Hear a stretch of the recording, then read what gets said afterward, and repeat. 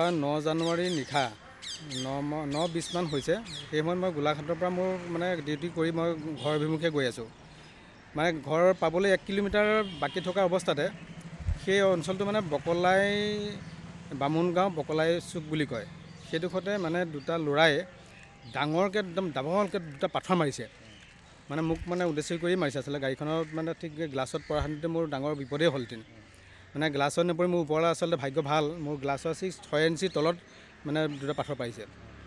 তাৰপিছত মই গাড়ীখন হঠাৎ ৰখাই দিলোঁ, ৰখাই পেলাই চালোঁ মানে গাড়ীখনত মানে দাগ বহি গৈছে, ভালকৈ মানে ফুটা ওলাই গৈছে। আৰু তেনেকৈ ওচৰতে মোৰ এজন সাংবাদিক বন্ধু আছিলে অভিজিত নাথ, তেওঁক মই মানে মাতিলোঁ। লগে লগে আহি পেলাই আমি চালোঁহি মানে ঘটনাস্থলীতে। তাত দুটা ল'ৰা দৌৰ মাৰি পলাইছে মানে। তাৰপিছতে পলাই আমি টৰ্চ মাৰি চালোঁহি।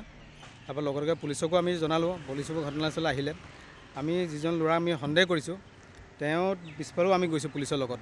দুটা মদৰ বটল পাইছোঁ। কি নাম ল'ৰাটো? ল'ৰাটোৰ নাম ভাস্কৰ বৰা। ইতিমধ্যে এজাহাৰ দিছে? মই এজাহাৰ লগে লগে দিছোঁ মানে। তেওঁৰ নাম দিয়া হৈছে? তেওঁৰ নাম দিয়া হৈছে মানে সন্দেহ কৰিছোঁ যে তেখেতে হ'ব লাগিব মানে, নহ'লে তেওঁ সেই ঘৰটোত কি সোমাব। তাৰপিছত মদৰ বটলত দুটা মদৰ বটল পাইছোঁ মানে। ক'ত পাইছে? তেওঁলোকৰ ঘৰৰ পিছফালে। আৰু লগত তেওঁলোকৰ দুটা ল'ৰা আছে সন্দেহ কৰিছোঁ মানে। আৰু ওচৰৰ কাষৰ মানুহক মই সুধিছোঁ যে আপোনালোকে কিবা মানে এনেকৈ গম পাইছে নেকি, যে তেওঁলোকে সুধিছে যে এনেকৈ শব্দ পাইছোঁ, ডাঙৰকৈ শব্দ মানে তেওঁলোকে কি শব্দ বুলি গম পোৱা নাই। আৰু দৌৰ মাৰি যোৱা শব্দ পাইছে মানে তেওঁলোকে। তাৰমানে সেই ঘৰৰ কাষৰ মানুহবোৰ আমাৰ লগতে তেওঁলোকেও মানে টৰ্চ দি পেলাই এনেকৈ বিচাৰিছে। ইয়াৰ পূৰ্বেও আমি দেখিছোঁ যে সেই স্থানত ঘটনা এনেধৰণৰ হৈয়ে থাকে। হয় হয়, গ্ৰন্থমেলাৰ সময়তো এনেকুৱা হৈছে।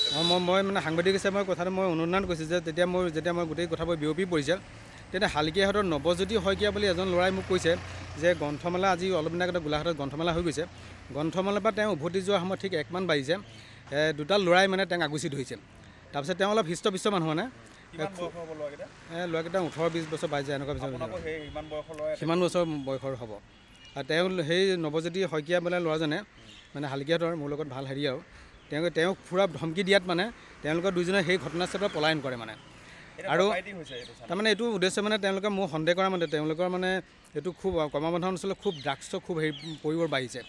আৰু এইটো ড্ৰাগছ খাবলৈ তেওঁলোকে নাপায় মানে, তেওঁলোকে জাকে তাকে এনেকৈ আক্ৰমণৰ মানে এনেকৈ হেৰি হিচাপে লৈ লয় মানে। আৰক্ষীৰ ব্যৱস্থা নাই নেকি? আৰক্ষীয়ে একেবাৰে চকুমুটা কুলি নিবিলেও ক'ব লাগিব, কাৰণ আমি এফআইআৰ লৈ আৰক্ষীয়ে যেতিয়া মই লগে লগে তেওঁক ইনফৰ্ম কৰিছোঁ যে এনেকৈ মোকে আক্ৰমণ কৰিছে, মই সাংবাদিক হিচাপে যে মই এনেকুৱা হৈছে, বাকী সকলৰ সাধাৰণ মানুহৰ কি অৱস্থা পাব।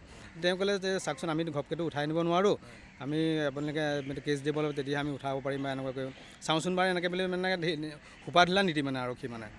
গতিকে খুব মানে দুৰ্ভাগ্যজনক ঘটনা, কাৰণ আজি ওপৰৰ পৰা আৰক্ষী বিষয়াসকলক জনোৱা হৈছে কথাটো? হয়, মই জনোৱা হৈছে বিষয়টো।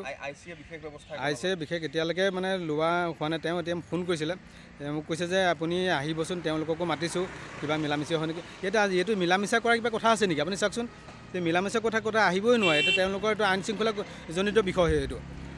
আজি মোক কৰিছে, কাইলৈ সাধাৰণ মানুহক আজি বেলেগ কৰিব। গতিকে কিমান অঞ্চলটো এটা বদনামৰ কথাত আহি গৈছে। আৰু গোলাঘাট আৰক্ষীকটো আপুনি বিভিন্ন সময়ত সহযোগ কৰিছে, তেওঁলোকৰ বাতৰিসমূহ যুগুতাই পেলাই। হয় হয়, আপোনাৰ ক্ষেত্ৰত গোলাঘাট আৰু মই লগে লগে আমাৰ গোলাঘাটৰ অ'চিক মই ফোন মাৰিছোঁ দেই, আৰু অ'চিয়ে মানে লাইনটো মই বিজি পাইছোঁ, কিন্তু তেওঁ কল বেক কৰিব লাগে কি হৈছে ঘটনাটো।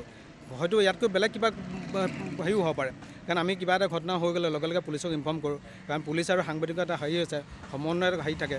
গতিকে লগে লগে কথাটো অলপ মানে সমন্বয়টো ৰাখিব লাগে মানে, আৰু ইয়াৰ উচিত এটা তদন্ত হ'ব লাগে।